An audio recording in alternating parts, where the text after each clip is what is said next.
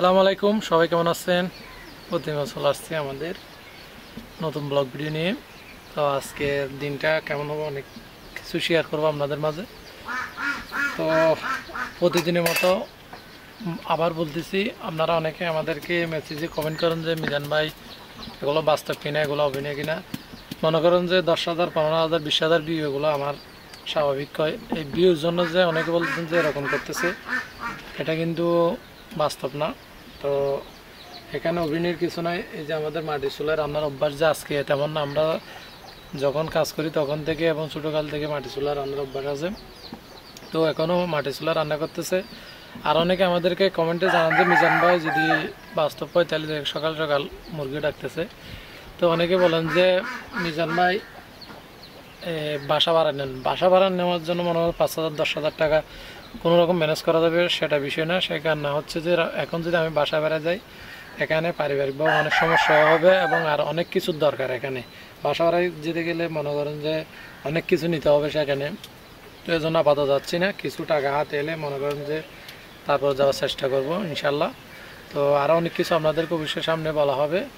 তার বড় ভাবির জন্য একটু দোয়া করবেন। তারা হাসপাতাল থেকে রিলিজ হয়ে গেছে, মানে সফলভাবে হয়েছে। তো পরীক্ষা নিরীক্ষা যেগুলো দিয়েছিল সবগুলো নাকি ভালো আছে এরকম বলছে। তো সবাই তাদের জন্য দোয়া করবেন এবং তাদেরও অনেক টাকা খরচ হয়ে গেছে সেখানে। তো বিশেষ করে অনেক সমস্যা, তারাও অনেক সমস্যা আছে, তাদের জন্য দোয়া করবেন। আল্লাহর কাছে অনেক শুকরিয়া, কারণ তেমন খারাপ কিছু হয় নাই। তো যে পরীক্ষাগুলো দিছিল ওই পরীক্ষাগুলো নর্মালভাবে রিপোর্ট আসছে, কোনো তেমন কিছু না। তো অপারেশন যেটা দিছে সেটাও সাকসেস হয়েছে। তো হয়তো সামনে বাড়িতে নিয়ে আসবে। এখন আপাতত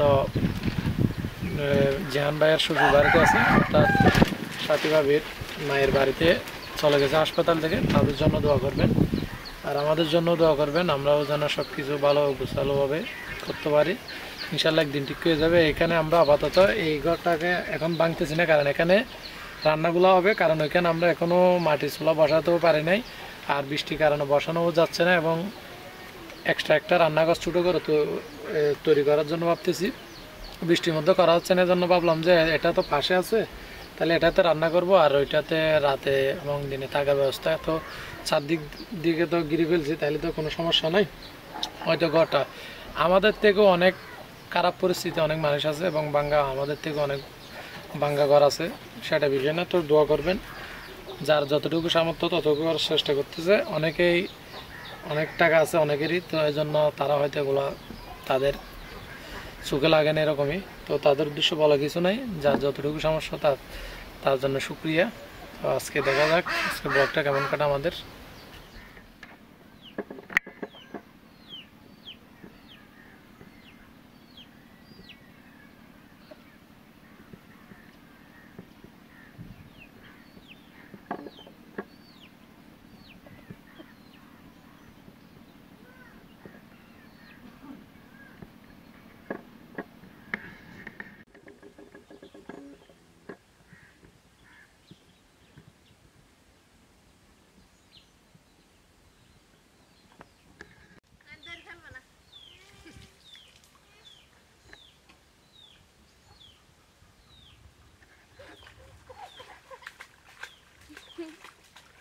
তুলি দা, তুলিওয়ালা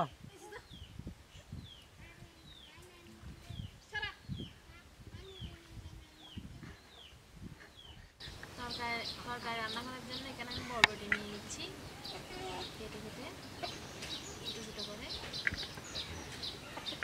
এখন আপনি তরকারিগুলো ভালো কেটে নিচ্ছে রান্না করার জন্য। তো এখানে দেখা যাচ্ছে বরবটি। আমাদের রান্নাঘর আপাতত এটা রান্নাঘর এখানে করা হবে, কারণ বৃষ্টির কারণে রান্নাঘর করা হচ্ছে না, কারণ মাটি দিয়ে ভরাট করতে হবে। এজন্য আপাতত আমরা রান্নার কাজগুলো এটাতে করব। আর রাতে ওই যে রাতের জন্য তো ঘর একটা তৈরি করে ফেলছি। অনেকে আমাদেরকে কমেন্টে বলতেছেন মিজান ভাই এটা কি সত্যি কিনা। তো তাদের উদ্দেশ্যে বলার কিছু নাই। আপাতত এটা আমাদের রান্নাঘর আর ওইটা আমাদের থাকার ঘর, এটুকুই জেনে রাখতে পারেন। ওই বাড়িটাও এখনো অনেক কিছু বাকি আছে, কারণ বৃষ্টির কারণে শুকানো যাচ্ছে না। এখানে মাটিগুলোও সমান হয়নি।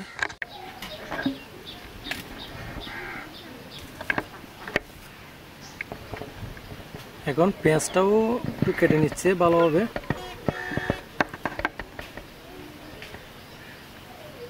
মাটির চুলায় বৃষ্টির মধ্যে রান্না করা খুবই কষ্টকর হয়ে যাচ্ছে, কারণ এখানে বৃষ্টি কোনো মতে থামছে না।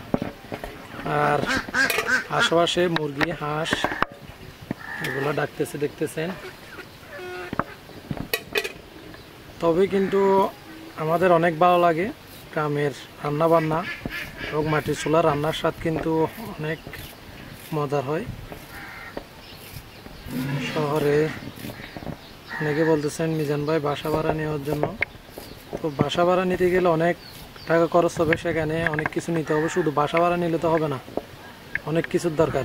তো আপাতত আমরা দেখি যাক এখানে কিছুদিন থাকতে পারি কিনা, তারপরে যদি ভালো ইনকাম হাতে আসে তাহলে অবশ্যই বাসা একটা নিব। কিছুদিন কষ্ট করলেও সামনে আশা করি সুখ আসবে। উনি ভালোভাবে রান্নার কাজ চালিয়ে যাচ্ছে।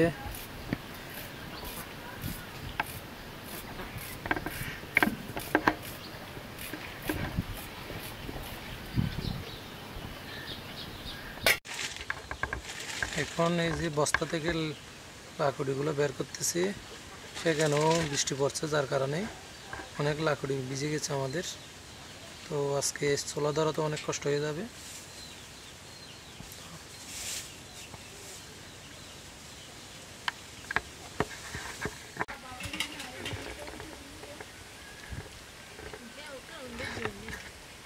না,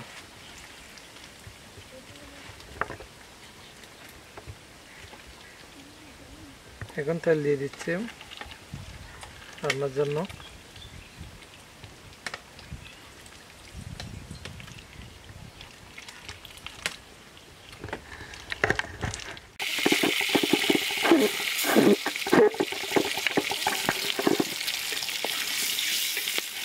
এখন ভালোভাবে পেঁয়াজগুলো একটু নেড়ে চেড়ে ভেজে নিচ্ছি।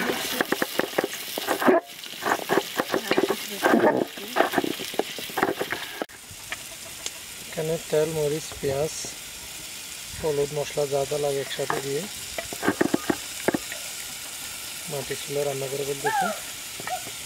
অনেকে আগে মাছগুলো ভেজে রান্না করেন, সাধারণত গ্রামে কাঁচা মাছ রান্না করে থাকে, যার যেভাবে ভালো লাগে।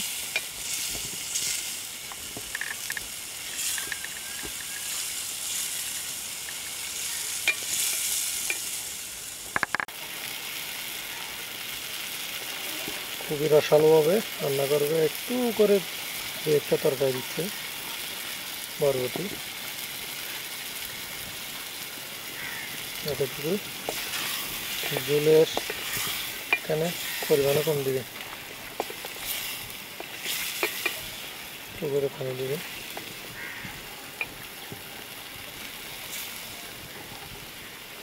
হয়ে গেছে, এগুলো ভালোভাবে সিদ্ধ হতে হবে।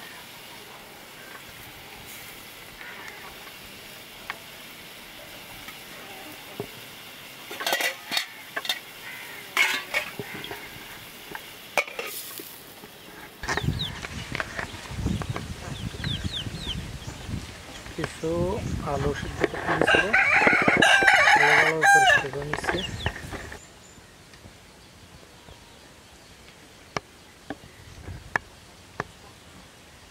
মাটির চুলায় রান্না করবা।